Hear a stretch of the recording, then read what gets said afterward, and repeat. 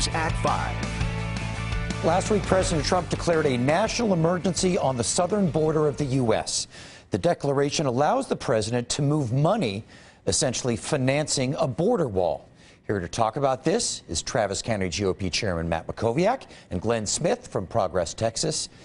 Glenn, did President Trump need to declare a national emergency to get money for this wall? Did he do the right thing? Well, according to President Trump, he said he didn't need to do it. He just said he wanted to do it, and he kind of hinted he wanted to do it in advance of the 2020 election. So I'll quote him, "I don't need to do this," he said.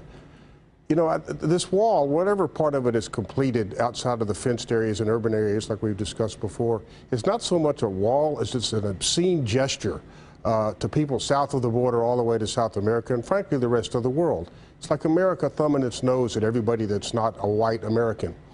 I wish he'd drop the idea, and I don't think this is going to stand. I think it's unconstitutional. I think the House will pass a disapproval resolution. We'll see what the Republicans do in the Senate, and I think the courts will throw it out because I don't think he can appropriate money taking that power away from Congress. Matt Mackowiak, was this a smart move to declare this emergency? So I understand why he did it. I wish he'd been more careful, more specific, more disciplined in his announcement on Friday for the reason Glenn pointed out. But that said, in this case, what he's done is he's moving money around within the Pentagon through the military construction budget, which I understand there is statutory sort of room to maneuver. I understand he's also moving drug interdiction funds around. So we'll see what the legal basis is and what the courts ultimately decide. I don't think we're going to have this resolved anytime soon. It's going to take a year, perhaps 2 years, to work its way. He did get $1.375 billion in the budget deal to construct 55 new miles of border barrier. That is more than the $0 that Speaker Nancy Pelosi promised. So, you know, it's moving in the right direction. We only have about 600 miles of fencing along the southern border. We need more than that in the urban areas, not in the rural areas, but in the urban areas. And so we'll see where it goes from here. I do think the resolution of disapproval will pass the House. I don't know what will happen in the Senate. He'll then veto it, and you won't have 2/3 to override. So ultimately, this is going to come down to the courts. Talking about that, Glenn, how will it go in the courts, do you think? Well, I think it's a slam dunk. I don't think a president can appropriate funds, which is what he's trying to do. And he's taking that power away from Congress, which kind of destroys, you know, the separation of powers and checks and balances, and Congress's absolute constitutional right to the purse strings.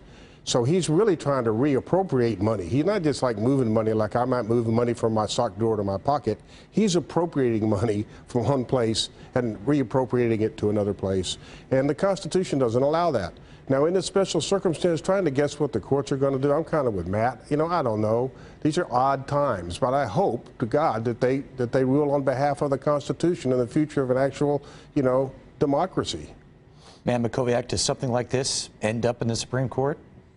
Oh, I think it will. I think both sides would appeal all the way up, depending on what the lower courts rule. Keep in mind, this is not the first emergency declaration since the Emergency Declaration Act has been in place in 1976. We've had almost 60 declarations. Something like 33 are currently in force. Most of them have to do with issues overseas.